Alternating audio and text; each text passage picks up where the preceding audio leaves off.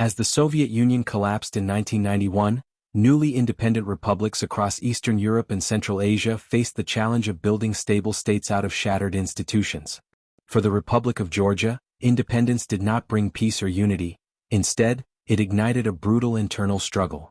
The Georgian Civil War, 1991 to 1993, was a chaotic and bloody conflict shaped by nationalism, secessionism, Cold War legacies, and emerging power struggles. It left deep scars on Georgian society and set the stage for future instability in the Caucasus. Background: from Soviet Republic to independent Georgia.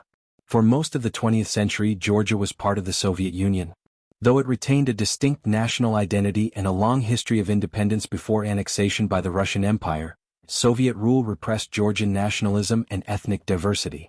However, as Soviet authority weakened in the late 1980s, nationalist movements surged across the republic. In April 1991, following a wave of protests and rising tensions with Moscow, Georgia declared independence under nationalist leader Zviad Gamsakhurdia, a former dissident and literary scholar who became the republic's first democratically elected president. Gamsakhurdia's rule and collapse.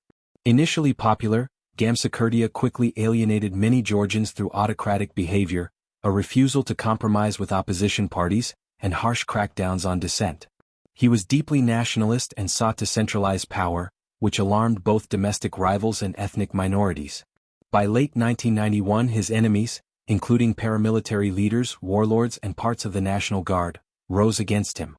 In December 1991 to January 1992, violent street battles broke out in Tbilisi, Georgia's capital. Gamsakhurdia was overthrown in a coup and fled into exile in western Georgia, where he retained loyal followers. The rise of Eduard Shevardnadze. In early 1992, former Soviet Foreign Minister Eduard Shevardnadze, widely respected in the West for his role in ending the Cold War, returned to Georgia to lead a new government. His arrival brought some international legitimacy, but Georgia remained deeply unstable. Shevardnadze inherited a fractured country. Rival warlords controlled various regions, the economy was collapsing, and separatist tensions were rising in key areas like Abkhazia and South Ossetia.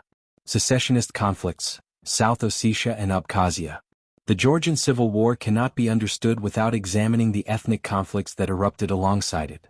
In South Ossetia, a region in northern Georgia with a large Ossetian population, separatists sought independence or union with Russia.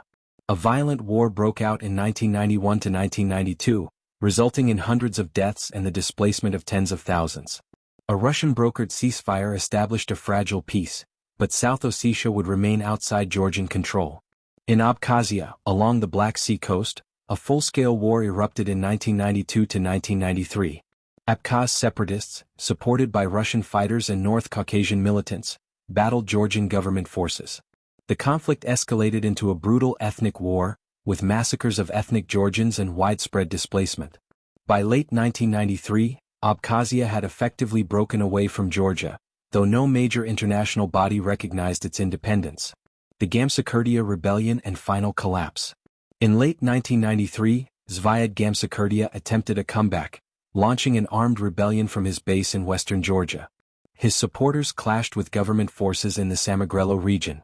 At the same time, Georgia was losing ground in Abkhazia, and its forces were demoralized.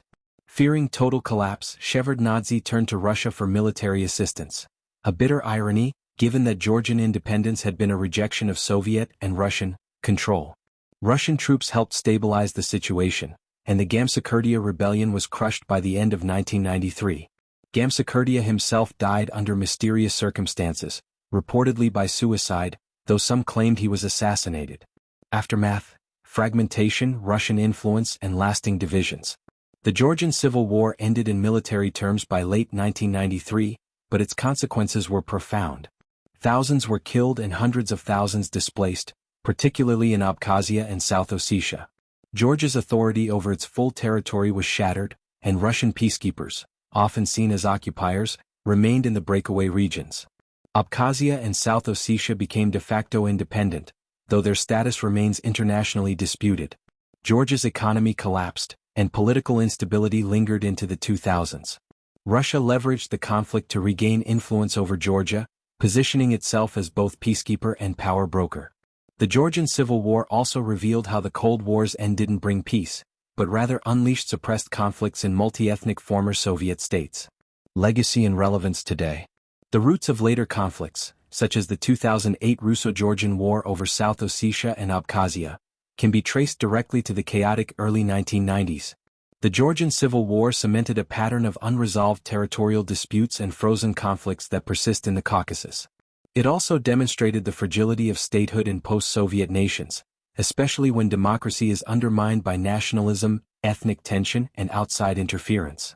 Despite later reforms and Western integration efforts, Georgia still struggles with the legacy of this period: territorial loss, political polarization, and a wary relationship with Russia. The Georgian Civil War was a tragedy born from the ruins of empire. It reflected the volatility of post-Cold War transitions, when new states had to build governments, economies, and identities from scratch, often while battling internal enemies and foreign interference. For Georgia, the 1991 to 1993 conflict was both a war for independence and a war of identity. Though the fighting ended decades ago, its effects still shaped the region, reminding the world that the end of the Cold War did not mean the end of conflict.